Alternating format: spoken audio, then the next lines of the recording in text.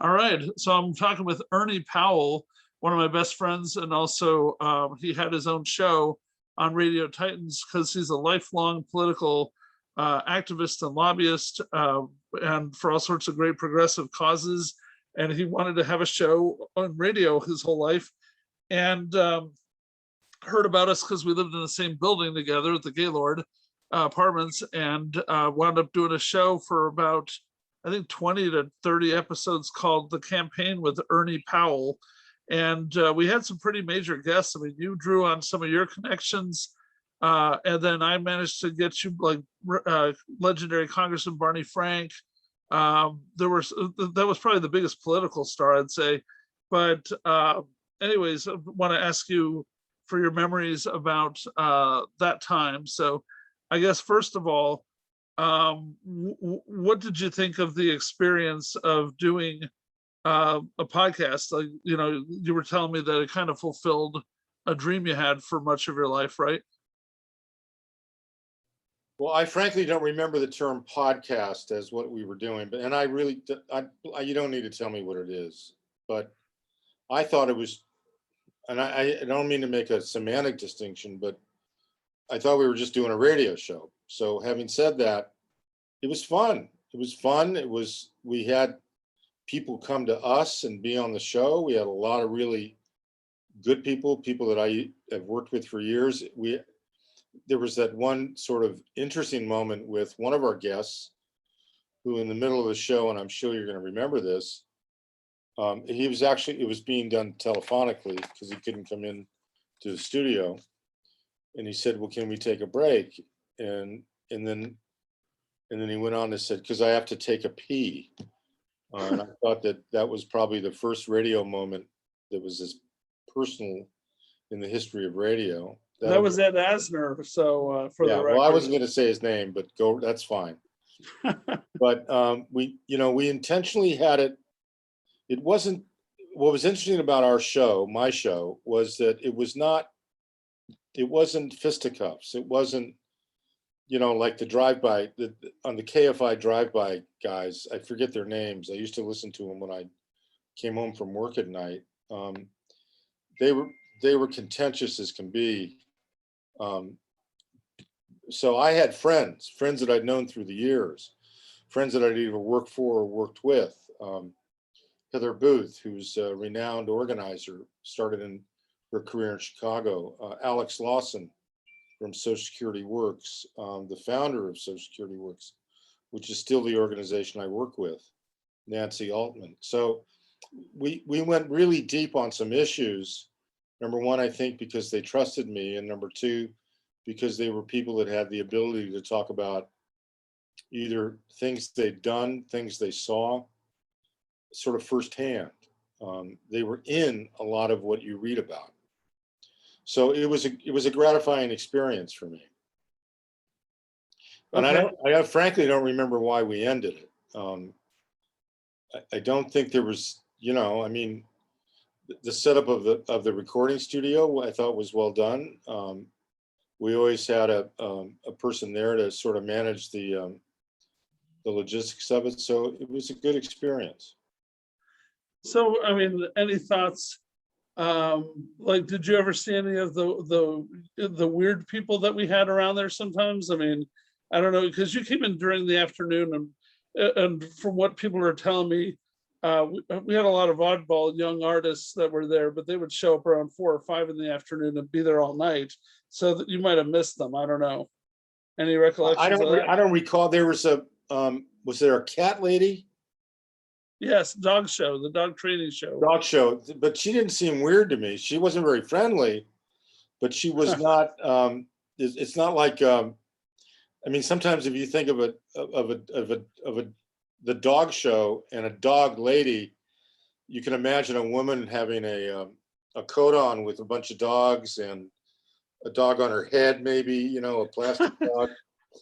Though there was nobody quite that eccentric or interesting. She was interesting, but she wasn't outlandishly, and it's the kind of stuff you don't see in Hollywood. You see it on Hollywood Boulevard, not in Hollywood proper, not in the Hollywood industry, unless they're a certain kind of comedic niche. So no, the oddballs I missed, I mean, and the political people I brought in were serious people. I mean, Yeah. they knew what their work was.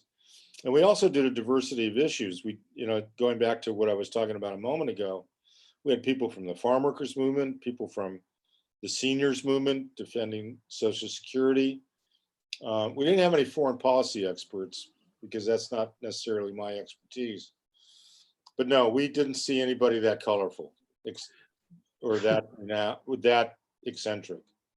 Well, did you, I don't want any of this to be self-aggrandizing really, but people, it is sort of a relevant question. I think a lot of my more progressive friends that had shows with it, they brought up that they thought it was interesting or unusual that somebody who, as I do, professes to be conservative was so open and wanting to have voices from the left and progressivism on my station.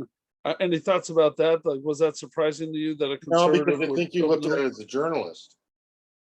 And a journalist wants, one of the things that a journalist is they report the news. So if somebody on the left does something, or somebody on the right does some, the first order of business is to report the news. Hopefully, I'm not even going to say hopefully, ostensibly from a neutral position. And so you were being a journalist, and so that didn't surprise me at all.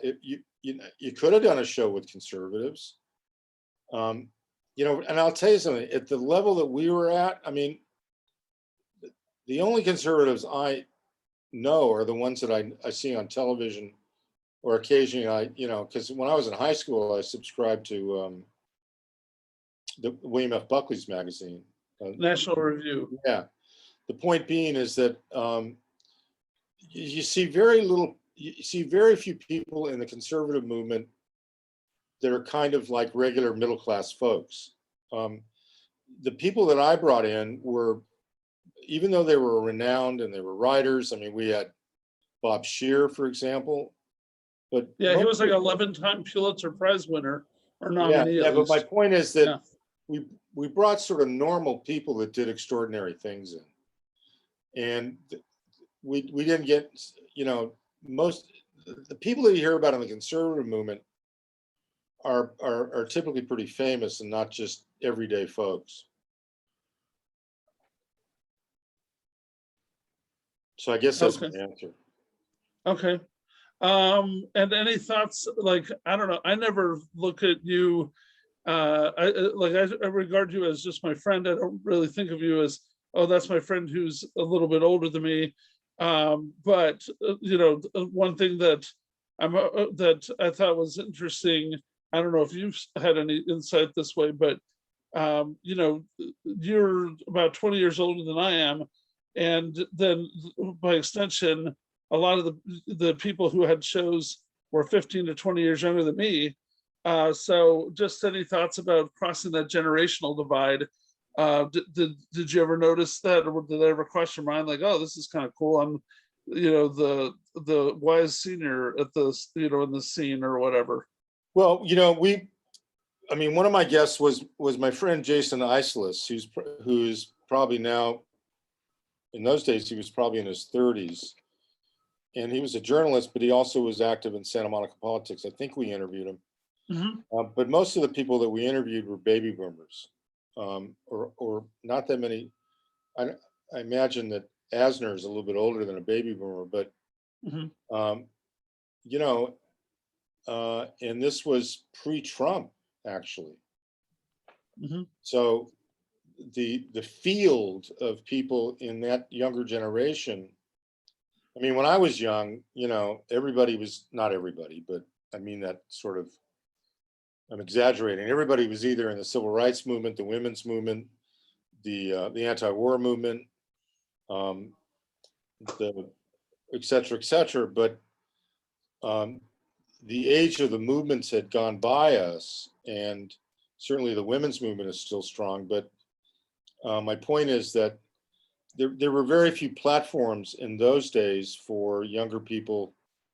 I'm saying, 20 to 35, to be part of. I mean, they have their own complexities and challenges. I mean, but they weren't in the political world as the ones that I knew, who were my generation. Okay. Well, I think that covers everything that I need, unless you have anything else you want to say. So what happens? So what happens next with this? Hang on a sec. I'm going to stop.